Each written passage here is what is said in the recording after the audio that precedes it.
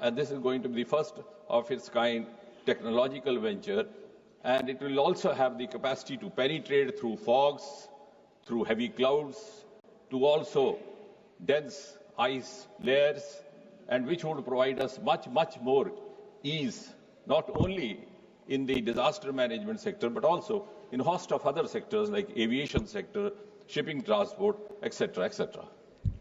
Honorable Member, supplementary. Sir, I would like to know from the Honorable Prime Minister that could you please elaborate on the steps being taken to promote the development of small and medium-scale space startup, including funding support, technology sharing, and incubation infrastructure. Thank you, sir. Thank you, Chairman. Thank you, Speaker, sir. I'm glad that the honourable member has asked that question, because that again gives us an opportunity to share with this august House that for the first time since independence, a very out-of-box decision was taken by the Prime Minister, which only he could take because he has the capacity to break the taboos of the past. The space technology was unleashed, and the media popularly reported that India's space has been unlocked. For the first time, the private sector was allowed to make entry into our space ventures and our space projects. And as the honourable member has said, in the last 3-4 years since we did so, because this process started in the year 2019, the new space reforms came in 2020. Then we had a space policy in place in 2023, and just in a small short span of time, about 3 or 4 years, the honourable member will be pleased to learn that there has been a quantum jump, not only in space startups, but also in the process of the space economy. For example, just about 3-4 years back, we were just one-digit space startup. Today, we have gone up to more than 300. Some of them are those of the global potential. Some of them have also turned into lucrative entrepreneurs. And our space economy has also taken a quantum leap. We were just a dismal space economy till about half a decade back. Today, we are $8 billion US, and in the next 10 years, the projections indicate that we will go up 3-4 times, maybe to $45 billion US, which in other words means that as India moves on from rank 10 to rank 4, and then we also plan ahead for the Viksit Bharat rank 1, space economy is going to play a very important component, critical role in that growth story. Shri Jagdimba Pal.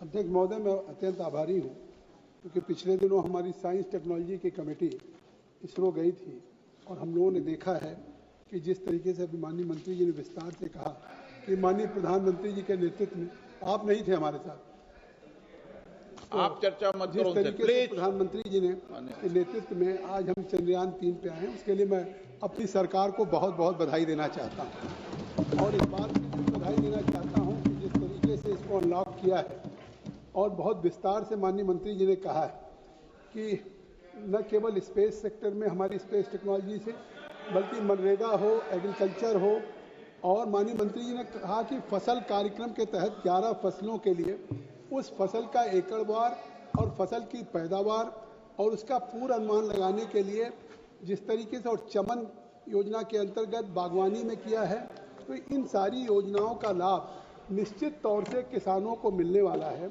और जहां प्रधानमंत्री जी ने कहा था स्वामीनाथन की report को लागू करके कि हम किसान की आय को दुगना करेंगे, इसके बाद ये जो हमारे स्पेस टेक्नोलॉजी का फायदा किसानों को मिलेगा, इसको राज्यवार में किसानों को इसको फायदा पहुंचाने क्या रोड मैप होगा, इस संबंध में मैं माननीय मंत्री जी से जानना चाहता हूं। मैं आपके माध्यम से प्लीज माननीय सदस्य, मैं सदन में देख रहा हूं कि कई वरिष्ठ माननीय सदस्य सीट पर बैठे बैठे टिप्पणी करते हैं। मैं फिर आपसे आग्रह करता हूं, संसद की मर्यादा को बना के रखो। आप वरिष्ठ सदस्य हैं, बैठे बैठे टिप्पणी नहीं करें। माननीय मंत्री जी। माननीय अध्यक्ष जी, आदरणीय सदस्य ने मुख्य तौर पर कृषि केंद्रित प्रश्न पूछा है। तो जैसा कि मैंने कहा कि भिन्न क्षेत्रों में, भिन्न सेक्टर्स में स्पेस टेक्नोलॉजी एक महत्वपूर्ण योगदान अदा कर रहा है। और यदि आप कृषि क्षेत्र की बात करें एक्सक्लूसिवली, तो जैसा उन्होंने स्वयं व्याख्या की, हमारा एक बड़ा ही सफल प्रयोग रहा है जिसका नाम है चमन अर्थात coordinated horticulture assessment and management using geo informatics. अर्थात इस स्पेस टेक्नोलॉजी के माध्यम से इस बात का अध्ययन करना कि वो जमीन किस प्रकार की कृषि के लिए अनुकूल है और किस प्रकार उसमें बेहतरी लाई जा सकती है। इसी प्रकार और अभी तक ये सफल प्रयोग has been conducted on 7 different crops. इसी तरह एक डेडिकेटेड और स्पेस टेक्नोलॉजी के माध्यम से जो कृषि क्षेत्र को लेकर के हमारा एक सफल प्रयोग रहा है, उसका नाम है फसल अर्थात remote sensing data for generate crop arrays and forecasting crop products. यानी पहले से ही, क्योंकि एक इकोसिस्टम निर्माणित करके जिसमें मौसम विभाग का भी योगदान है, और ये जो स्पेस टेक्नोलॉजी के कृषि केंद्रित प्रयोग है, चाहे वो फसल प्रयोग है, चाहे वो चमन प्रयोग है, ये मिलकर के एक ऐसी इकोसिस्टम की रचना करते हैं जिसके अंतर्गत कृषि का उत्पादन भी बढ़ेगा, उसकी गुणवत्ता भी बढ़ेगी, और जब प्रधानमंत्री जी ने रखा डबलिंग फार्मर्स इनकम, वो एक whole of government, whole of science के कॉन्सेप्ट से उसके प्रति हम आगे बढ़ रहे हैं। Doctor Prabha Mallikarjun. Thank you, Speaker, sir. My question is on the human capital front. Could the government share specific data on the number of students and professionals trained under ISRO's Unnati, Respond or IARS outreach programs over the last 5 years, and how many of these? And according to the report by International Finance Corporation, India is the only G20 country whose climate actions are aligned with the goal of limiting global warming to 2%. This is the only country in G20 group which has achieved this great thing.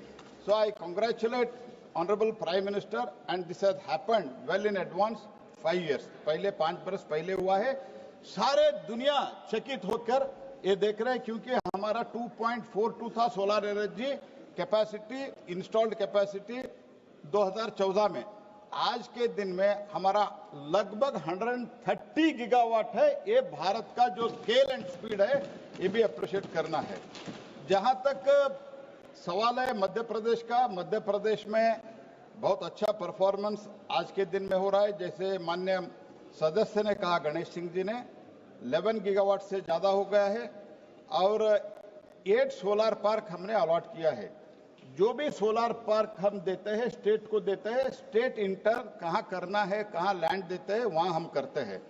Omkareshwar का जो विषय है, ओंकारेश्वर का floating solar plant in Khandwa district is 518 megawatt का capacity है, and one of the largest floating power project in the country, और देखने के लिए लायक है। मैं सब सदस्यों से कहना चाहता हूं, आप एक बार देख के, ये बहुत बड़ी अच्छे तरीके से उसका इंस्टॉल हुआ है।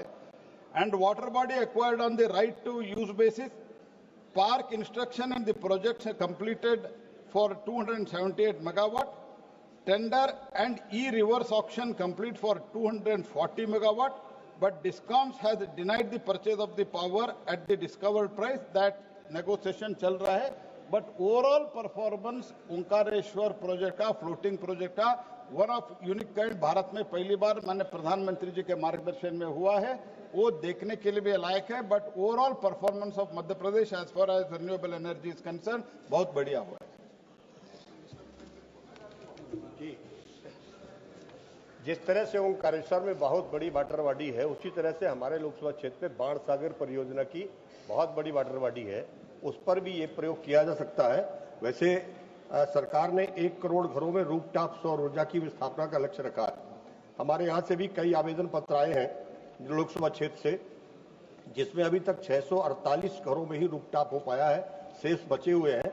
वैसे मेरा फिर से आपसे आग्रह है कि इसके अलावा भी हमारे लोकसभा क्षेत्र में 1784 गांव हैं, और सभी जगह स्ट्रीट लाइटें नहीं है। करने के लिए रिक्वेस्ट कर रहे हैं, क्योंकि किसानों से डिमांड है, इसीलिए हमको रिक्वेस्ट करते हैं।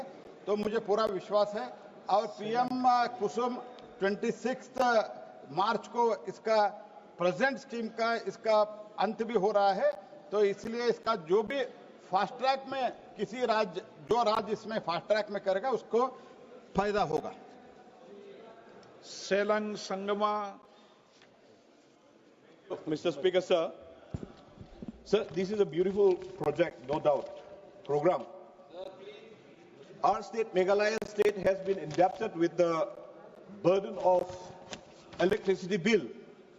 Now, with this particular scheme, public, which is slapped by the indirect burden, would have been eased. So I would like to ask from the Honorable Minister, thousands of crores is indebted right now by the government of Meghalaya to the private sector. So this particular energy, renewable energy, would have really helped.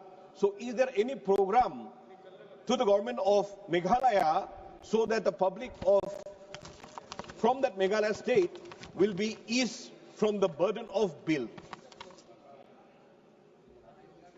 इसमें जो अलग अलग component है, जहां तक PM कुसुम का सवाल है, पीएम कुसुम ए, पीएम कुसुम बी, अगर पीएम कुसुम बी में लेता है तो इंडिपेंडेंट सोलर प्लांट अगर लगाते हैं तो कोई बिल का सवाल ही नहीं है।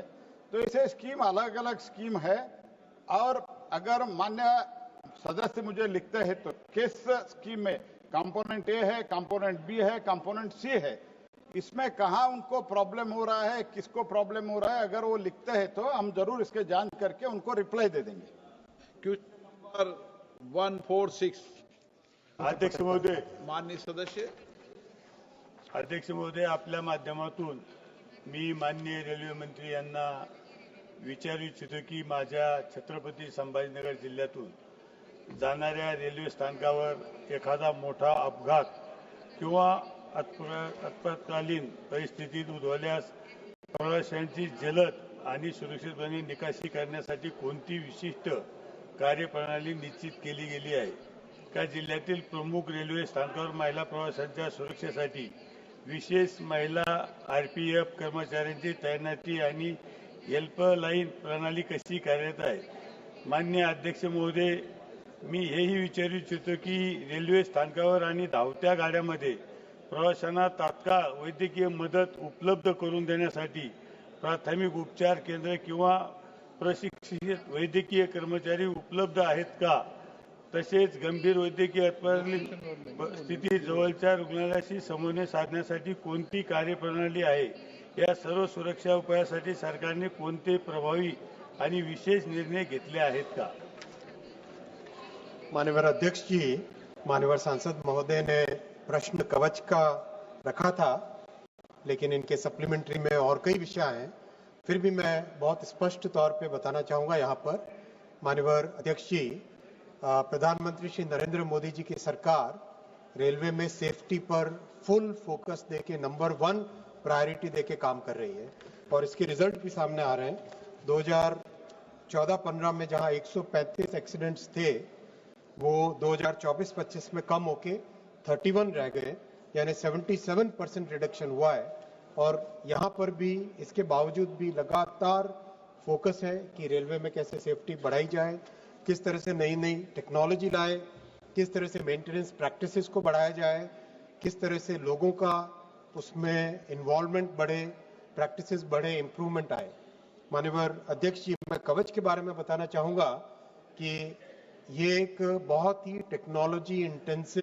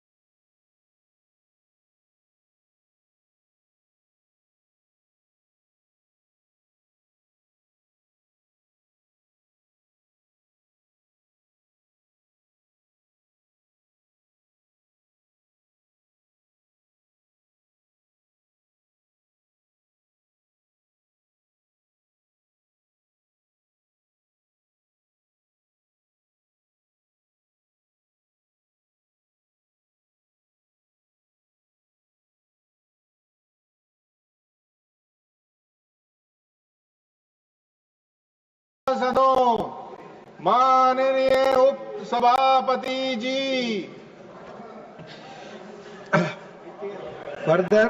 Further discussion on India's strong, successful and decisive Operation Sindoor in response to terrorist attack in Pahalgam raised by Sri Rajnath Singh, Minister of Defence on 29 July 2025. माननीय Shri S Jaishankar.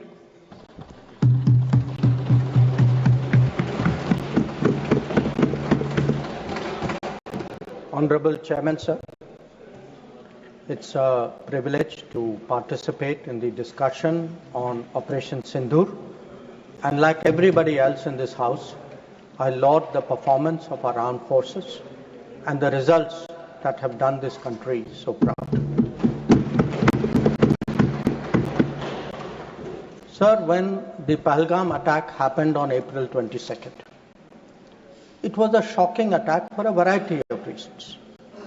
The manner in which people were killed in front of their families, the fact that the fate was asked before killing them, the intent of destroying the economy of Jammu and Kashmir, which had returned to normalcy and prosperity after the end of Article 370. All of this, it angered the country. There was grief, there was shock. Across the world, there was solidarity, there was sympathy. But the question was, what after that? And the answers were two. One, such an attack was absolutely unacceptable. It crossed our red lines. There had to be severe consequences. And two, there had to be accountability and justice. There had to be accountability of the perpetrators, and they and their supporters had to be brought to justice. Now, the first clear message, sir, of India's anger, of our resolve, of our determination, was the decision taken by the Cabinet Committee on Security immediately, the day after, on 23rd of April. A number of steps were taken. Pakistani visas under SARC were cancelled. The mission was reduced in strength. The military advisors were expelled.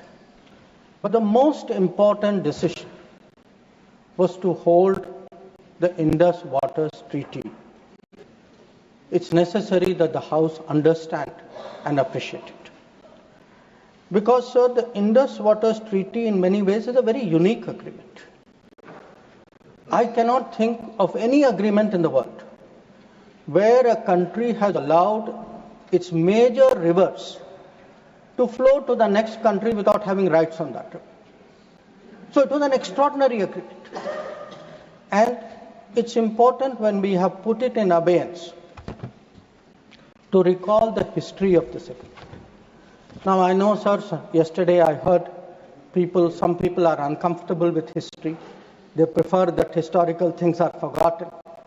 Maybe it doesn't suit them. They only like to recall some things. So let me, for the benefit of the House, sir, mention three important observations which were made in Parliament on the issue of the Indus Waters Treaty.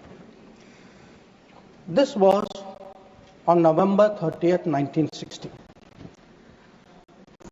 And the observations were made by the then Prime Minister on this subject. First, he says, I would like to know, is this House now to judge the quantum of supply of water or the quantum of money to be given? I confess I cannot judge it offhand. So the Prime Minister of India then is telling the Parliament, you cannot be a judge of the quantum of water. You should not be looking at how much money we are giving to Pakistan. That is not your business. Let me, sir, give you a second quote. The Prime Minister then goes on, sir, because many members objected to the Indus Waters Treaty. He says, honorable members have been saying that there was a partition. What has happened is none of our lookout.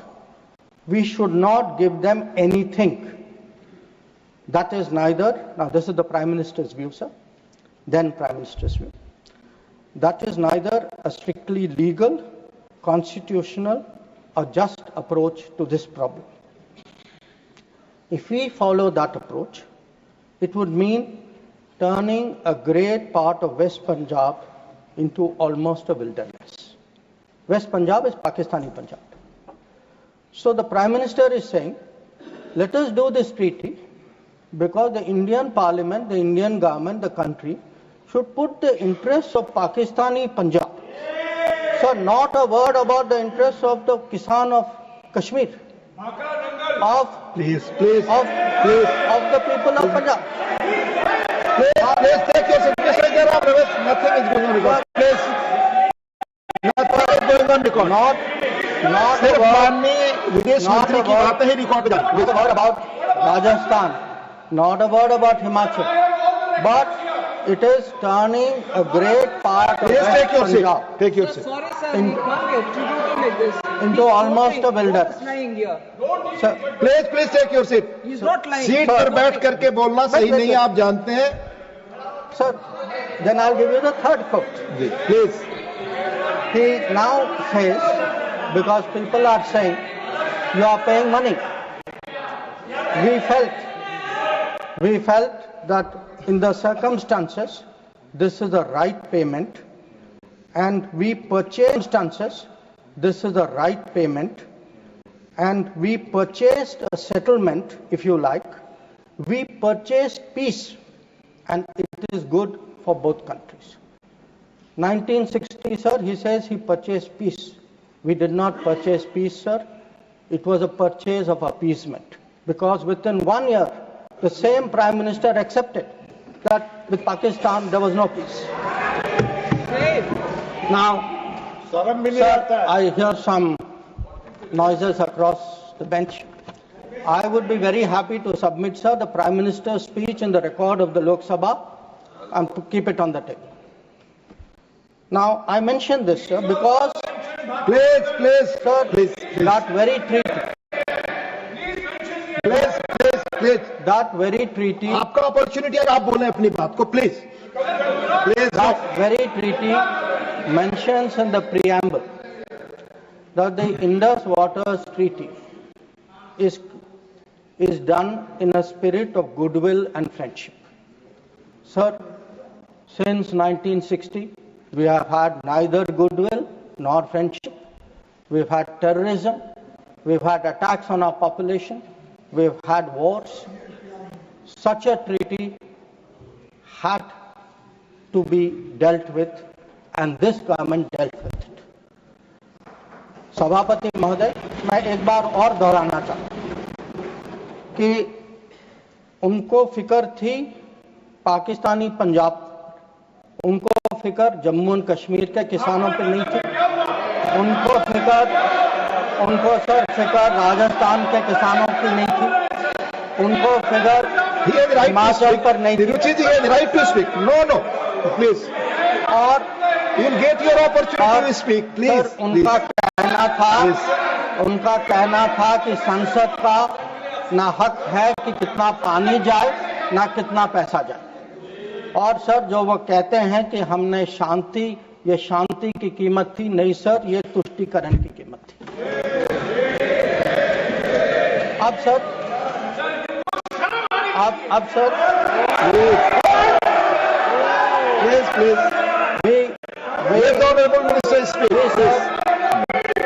please.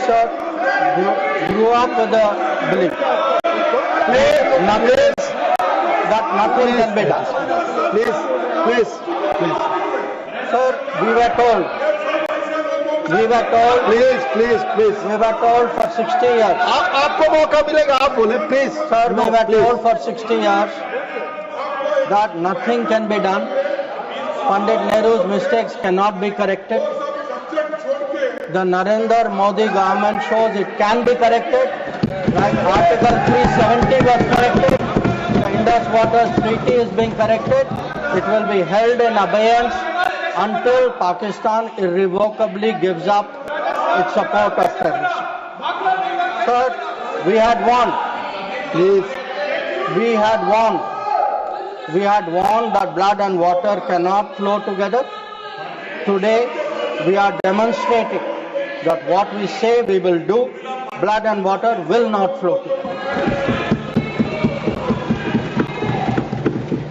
Now, sir, let me come to Operation Sindoor.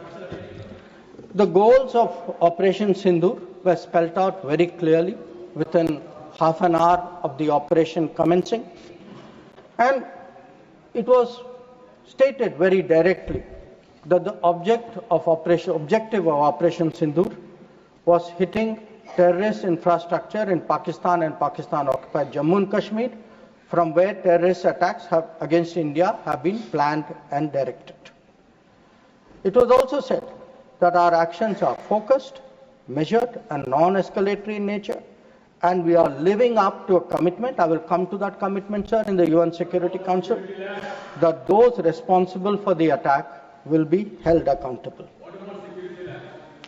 Now, sir, the House knows that India has faced a special cross-border challenge, not today, not for 10 years, not for 25 years, from 1947. That from few months after our independence, the cross-border terrorism started when so-called tribal invaders were sent across and they came into Jammu and Kashmir. And from that time, sir, we have had to lead the global fight against terrorism.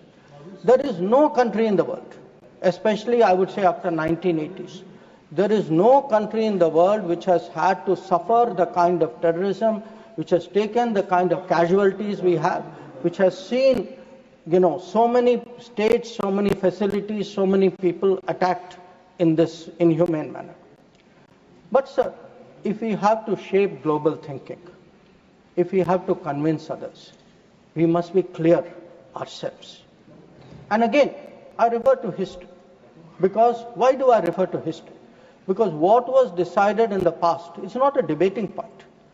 The decisions of the past have an impact on the present, have an impact even on the future. We inherit a thinking about us, we inherit a policy, we inherit actions. So we have to see what actually was the record. Now the reality, sir, was, if you look for that decade before the Modi government came to power, we have had a series of attacks. And this is well known. In Mumbai in 2006, because this attack is particularly important, 187 people died. Please. In 2000, you cannot dictate what he will speak. No. Please let him speak. He will speak. Only this will go only from 2008. आपको जब इतना मौका मिलेगा तो बोले, आप दूसरे बोलने से रोक नहीं सकते. प्लीज आप बोले, आपकी बात ही रिकॉर्ड पे जाएगी. सर, आप खुद अपना पक्ष रखते हैं, दूसरा सुनने को तैयार नहीं. Please. Sir, in 2007, 44 people died in Hyderabad. In 2008, the Mumbai attacks of 26/11, the world still remembers it. 246 people died. In Jaipur, in 2008, 64 people died. In Ahmedabad, in 2008, 57 people died. In Delhi, sir, I am a person from Delhi. I remember the bomb blast which took place in 2008. So, we went through a series of attacks. Now, why am I reminding the House of this? I am reminding... Please, Mr. John Britas, please take your seat. I am reminding the House because when major terrorist incident happened, the world watched how did India respond. And the world drew lessons. So, how did we respond? After 2006, I refer to the Mumbai train bombing. July 2006 was the bombing. In September 2006, within 3 months, we had a meeting in Havana where it was agreed between the Prime Ministers of India and Pakistan. Instead of holding Pakistan responsible, we said we condemn all acts of terrorism and agree that it's a scourge that needs to be dealt with. And by the way, we will resume our composite dialogue. Now, there are two important points which flow out of it, and they are relevant because this shapes the world's perception of how India is likely to respond. It shaped the world's perception that within 3 months, you are actually equating the victim and the perpetrator. And in a move away from what was agreed to in January 2004 between Prime Minister Vajpayee and General Musharraf, where we Pakistanis had assured us that their territory and territory under their control will not be used to attack us. Now we are saying, yes, terrorism happened. It happened 3 months ago. A lot of people died in Mumbai. But fine, we will go on with the composite dialogue. So this, sir, started shaping the thinking of the world about India's response to terrorism. Now, if this was not bad enough, it was actually Mumbai, 26th level. Now, there is not a single person in this house, not a single person in this country who will ever forget or forgive 26th level. Now, in the case of Mumbai, sir, Mumbai attack happened November 2008. By July 2009, there is a meeting in Sharm el-Sheikh. And in Sharm el-Sheikh, I remind the House, sir, it was agreed terrorism is the main threat to both countries. Both countries. I mean, that guy does that attack. And we say terrorism is a threat to both countries. Terrorist action on terrorism should not be linked to composite dialogue. And of all things, sir, there was an astounding connection to Balochistan. I mean, we are allowing the Pakistanis to imply as though we are doing something wrong after. And this is not just a statement, sir. It is coming after the most horrific attack in Mumbai just a few months ago. Now, the thinking behind this, sir, because I have to recall history to remind the House how much has changed in the last 10 years. The thinking behind this, I quote from the book of the National Security Advisor of the UPA government.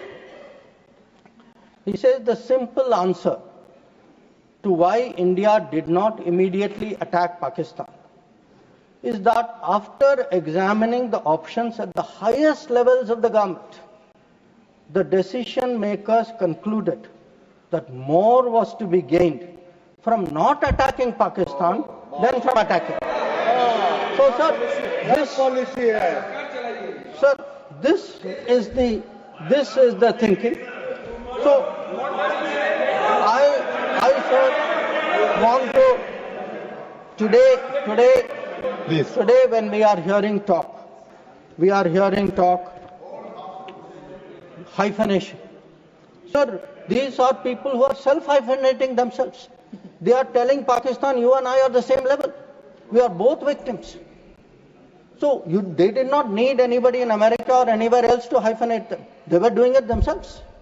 And most important, sir, they had routinized, they had normalized terrorism. They made out, हाँ terrorism हो गया, but चलिए dialogue के लिए चले जाते हैं. हर बार sir इतनी बड़ी घटना होती है, मुंबई 26/11 होती, ट्रेन बॉम्बिंग होती है, कुछ महीने बाद आप कहते हैं नहीं ठीक है वो हो गया, चलिए बात के लिए चलते. अब आप ही बताइए सर, दुनिया आपको सीरियसली कैसे लेगी? आप दुनिया क्या सोचेगी? और आप सर जो 2004 में जो तय हुआ कि उनके यहाँ से कुछ भी होगा तो जिम्मेदारी उनकी होगी, आप तो भूल गए उसको. प्लीज चेयर पर बैठकर ना बोलना, ये सदन की परंपरा नहीं है. मेरा सबसे अनुरोध होगा, आप सबको मौका मिलेगा, अपना पक्ष रखेंगे. प्लीज. अब सर मैं समझाना चाहूंगा कि पिछले दशक में क्या बदला. नरेंद्र मोदी के सरकार में आतंकवाद के बारे में क्या बदला.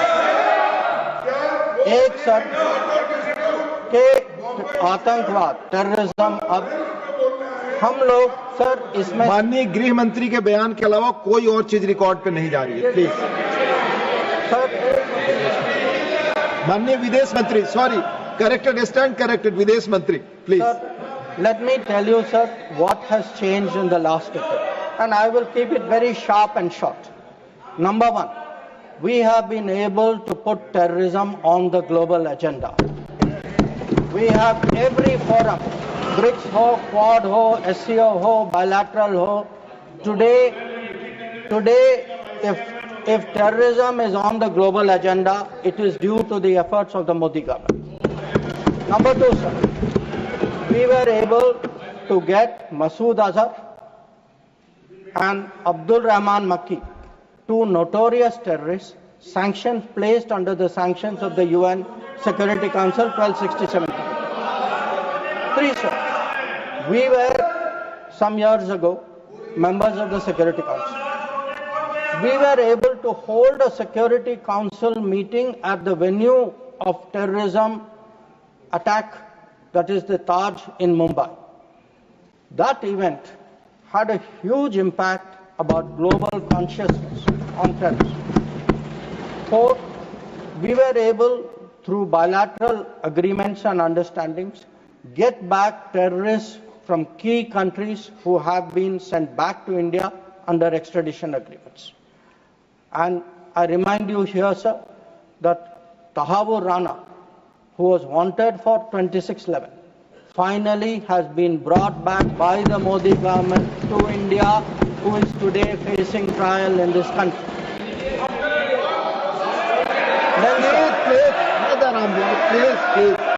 Please. We have exerted. Please listen, Sanjay ji, please listen. Please listen. We have exerted huge pressure on Pakistan through the FATF process. We have convened and we actually had a conference of no money for terror. We have today joined this effort at identifying financials of terrorists. We were, sir, able to get the Resistance Front listed as a global terrorist organization. And, sir, I would like to inform the House that the monitoring team of the UN has submitted its 36th report of the Analytical Support and Sanctions Team. And it mentions, this has just been received, so it is made public today. For the first time, the United Nations report mentions the Resistance Front, TRF, saying that member states have noted that one member state said the Pahalgam attack could not have happened without Lashkar-e-Taiba support, and there was a relationship between LET and TRF. Another member state said attack was carried out by TRF, which is synonymous with LET, and it mentions that Pakistan actually opposed it and said LET was defunct. So we were able to get into UN a recognition that TRF today is a proxy for the LET and is responsible for Pahalgam. Now, sir, sometimes it is asked, saying, well, these are declarations, what do they matter? They matter, sir, because they shape global opinion. And again, I want to say, what is the change? Because change only comes out through contrast. Yesterday, sir, one honorable member made a reference to BRICS. We just had a BRICS meeting. For the first time, we were able, in a BRICS meeting, to get an explicit reference to a terrorist incident. It says here, the BRICS countries, sir, that we condemn in the strongest terms the terrorist attack in Jammu and Kashmir on 22 April, and we reaffirm our commitment to combating terrorism in all forms and manifestations, including cross-border terrorism. Now, sir, I want to draw a contrast to tell you the change of the last decade. In 2009, there was a BRICS meeting. It was the first BRICS meeting after the Mumbai 2611 attack. There is not even a reference to Mumbai in that BRICS committee. All it says is we strongly condemn terrorism in all forms and manifestations, reiterate that it has no justification. So today, sir, when people say, okay, where was Indian diplomacy? Indian diplomacy has been successful in getting America to declare TRF as a global terrorist organization, in getting the UN Security Council monitoring team to accept that TRF today is a terrorist entity, in getting BRICS, which is composed of some very difficult countries, to getting BRICS even to recognize the seriousness of Pahalgam and to say, and sir, when people say cross-border terrorism, what border do they mean? Does this have to be spelled out?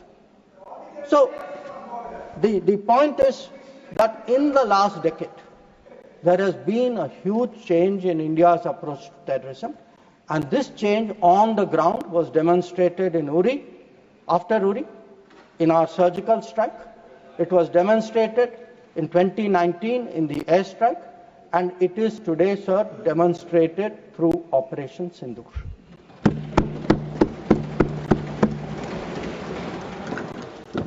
Now, sir, when Operation Sindoor commenced, a number of countries were in touch with us. I'll speak about that in some detail. Why do countries contact you? They want to know what is happening, what is your thinking, how serious is it, how long would it go? And to all the countries, we gave the same message. We gave the message that India is exercising the right to defend itself. We, sir, gave the message that the targets which were selected and hit on the 7th of May are known terrorist headquarters and infrastructure. So some of them, for example, Bhavalpur, is associated with the murder of an American reporter called Daniel Pearl. So the world is aware of this.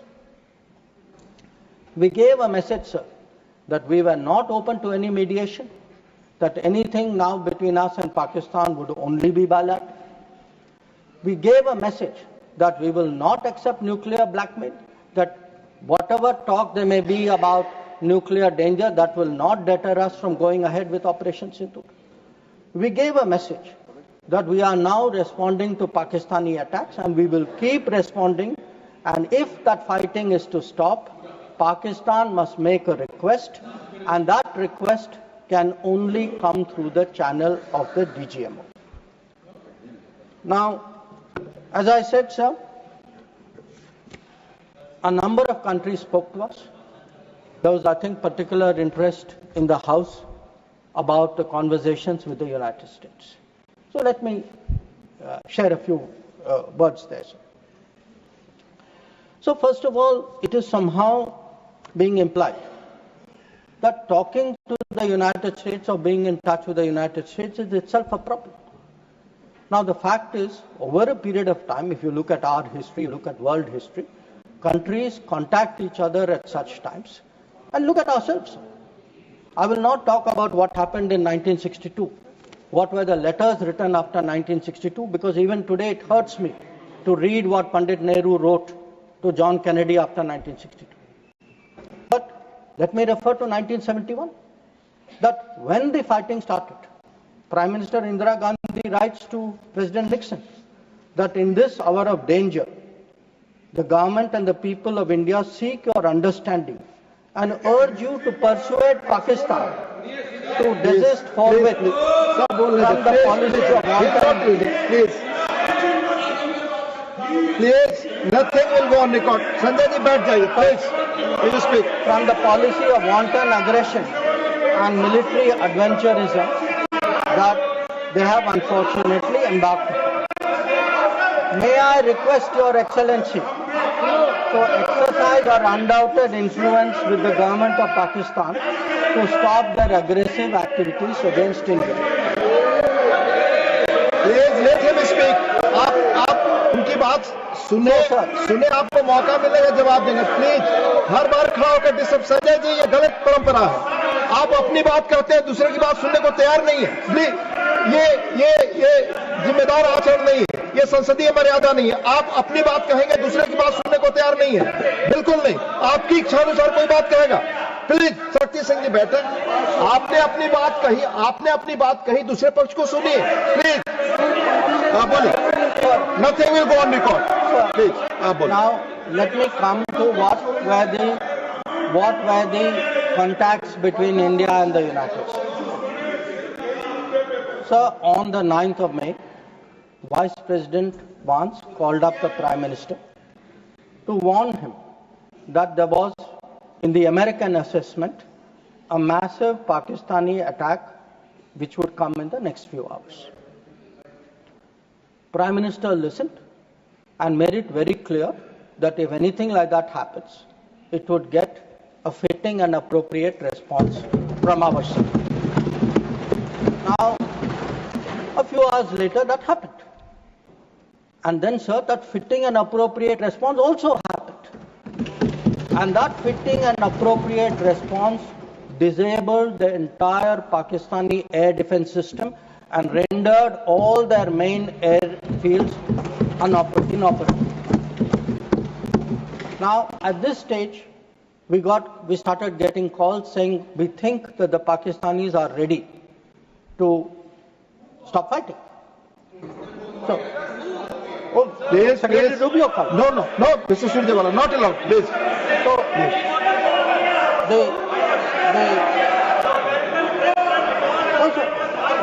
state. That will go on the record. The response which we gave, anybody who spoke to us was that the Pakistani side has to make a request, and that request has to come through the DGM. No. Wait, no, I'll tell you. Sit down, I'll tell you who called. Now, sir, I want to make three things clear. One, there was no leader, nobody anywhere in the world who asked India to stop its operations. This is something the Prime Minister also said. Number two, there was no linkage with trade. No, I'll tell you. So there is no linkage of trade. There was no linkage of trade in any of those conversations, and there was no cause between Prime Minister and President Trump. Now, so nothing is going on record. Mr. Surjewala, please don't disturb the house. Please. Please, nothing is going on record. Please. So I think if honorable members will sit down and allow me to continue. Please. During this period, as I said, we had a number of conversations with different countries. We had conversations with the US, we had a conversation with the EU, we had a conversation with Saudi Arabia, and I want to say this. All the calls which I got are actually on record. They are on my social media record. So it was on the 10th of May, we got calls from US, we got calls from Saudi Arabia, we got calls from a few other countries. Most. नहीं आप इस तरह नहीं, please आप इस तरह आचरण. So the point is, to everybody the answer was the same. The answer was, if the Pakistanis want to stop fighting, the Pakistanis have to request us. The Pakistanis have to request us through the DGMO channel, and that, sir, is exactly what happened. Now, sir, I would like to. माननीय शक्ति सिंह जी, please आप बैठ जाए. आप बैठे, संजय जी बैठे, please. आप बोले, आपकी बात रिकॉर्ड की जाती है. Sir, I would like to share what is the response. Sir, आप डिसऑर्डर मत क्रिएट करें, please. As per rules, go by rule. Shakti Singh जी, आप कुछ भी बोले, आप अपनी बात कुछ भी रखें, दूसरे की बात न सुने, सही नहीं है. प्लीज मर्यादित आचरण रखिए, please. Sir, I would like to respond to I would like to share with the House how the world responded to this. One, sir, it's very important for the House to recognize that the UN Security Council passed a statement.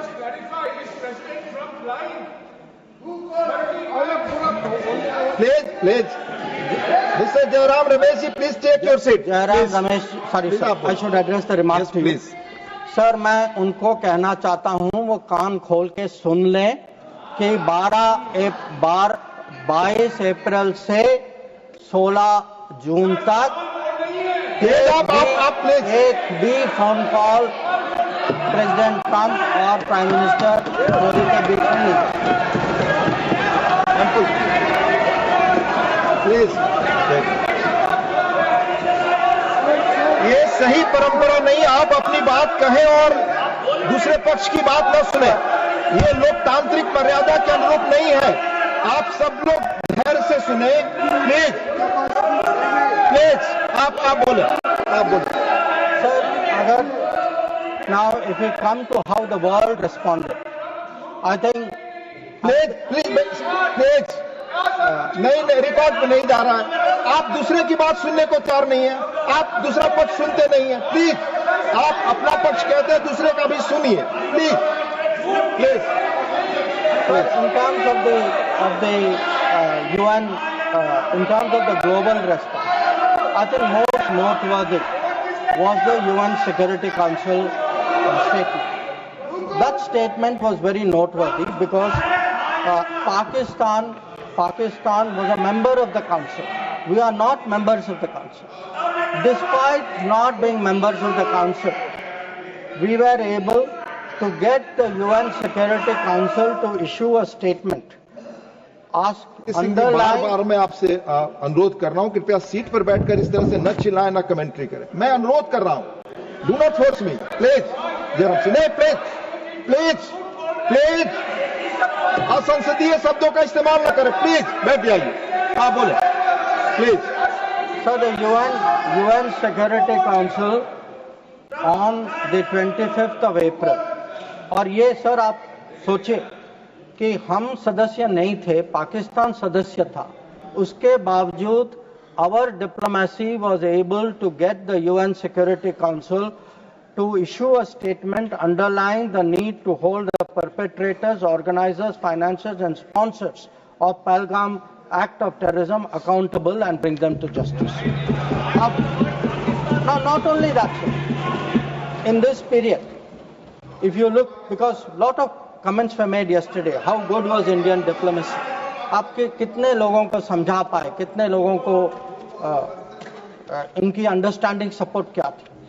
Sir, we had a statement from Quad, we had a statement from BRICS. वो बहुत अलग-अलग group थे, but yet Quad was specific in condemning the terrorist attack in Pahalgam and repeating the call of the UN Security Council to bring the perpetrators and organizers to justice without any delay. In the case of BRICS, so the very BRICS which after Mumbai 26/11 could not even use the word cross-border terrorism. आप लोग diplomacy की बात कर रहे हैं, आपने मुंबई की बात उठाई नहीं वहां। अब वो लोग जो मुंबई पे चुप रहे, आज सर ज्ञान दे रहे कि हम लोगों को क्या करना चाहिए। और अगर आप ब्रिक्स में देखें, BRICS has a specific reference to cross-border movement of terrorists, nothing is going on finances and safe havens. Sir आगे देखें sir, we were able to get Central Asian countries. Please. We were able to get Central Asian countries to oppose providing safe haven using terrorist proxies for cross-border terrorism financing. We were able to give Indian Ocean rim countries. We were able to get Germany. We were able to get France. We were able to get European Union. We were able to get Russia. Sir, अगर आप Russia का देखें, President Putin has said that this brutal crime has no justification whatsoever and its perpetrators will face a deserved punishment. sir, I want to say that in terms of diplomatic support, we were able to get a wide range of countries, including our neighbors. Every one of our neighbors, barring Pakistan, issued a statement expressing solidarity, condemning Pahalgam. So, a lot of them said explicitly that people should be brought to justice. So, I do want to say that in terms of diplomatic understanding of what was happening, that Let me speak. In such kind of noise, it's all people are on this paper. No. आप सभी लोग एक साथ खड़े होंगे. मैं point of order किसको allow करूं? I can not. Please,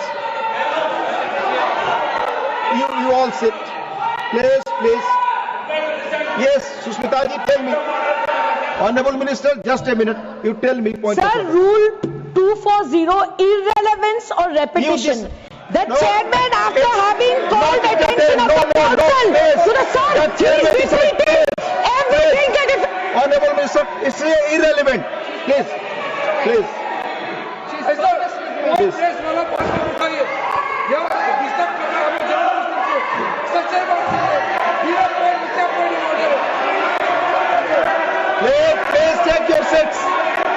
take your seats. Honorable Minister. ठीक है सर, डिस्टर्ब नहीं होते. हाँ, आप कंटिन्यू करिए. आप मैं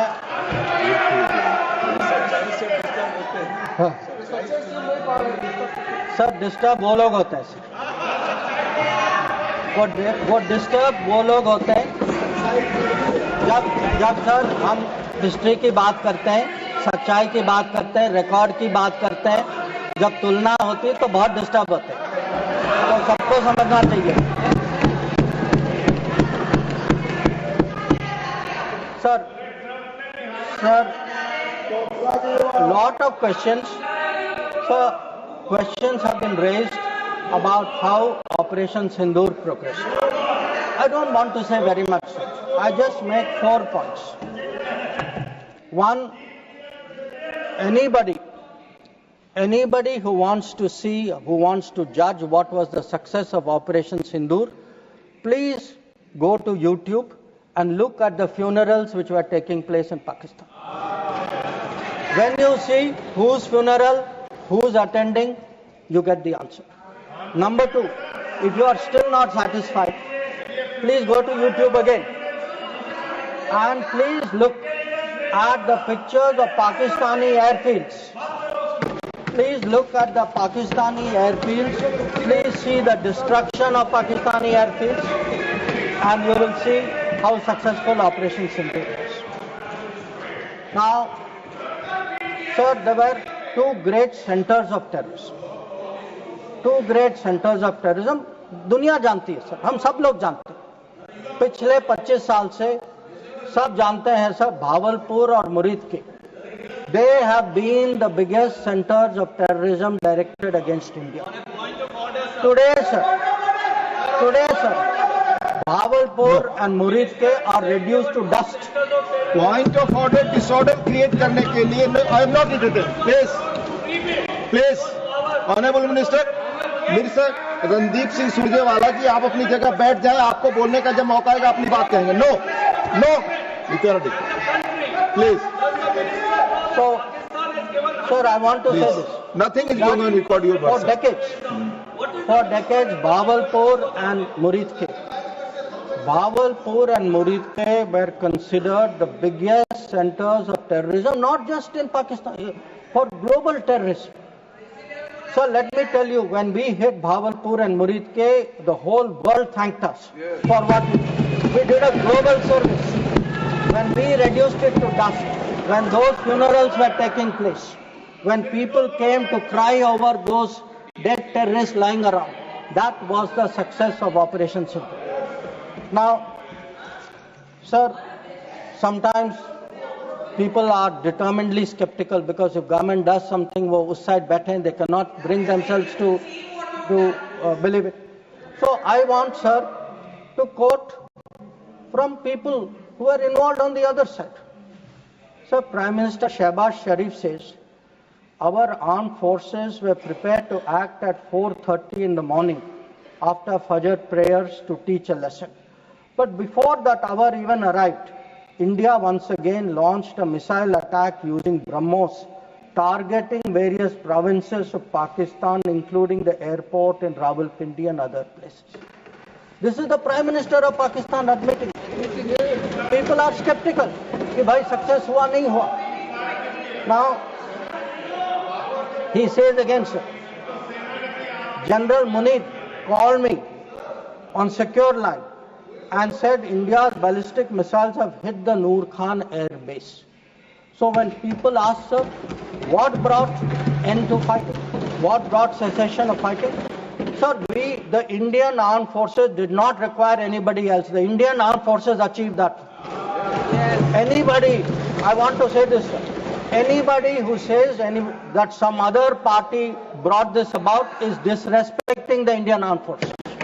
The Indian armed forces ensured this. It was our bombing, it was our strikes, it was our destruction of the airfields.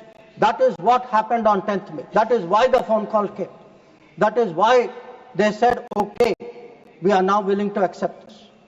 So I think when people, for scoring political points, should not get so carried away that they then decry the great achievements of the Indian Armed Forces, for which we are all gathered here. Political points should not get so carried away that they then decry the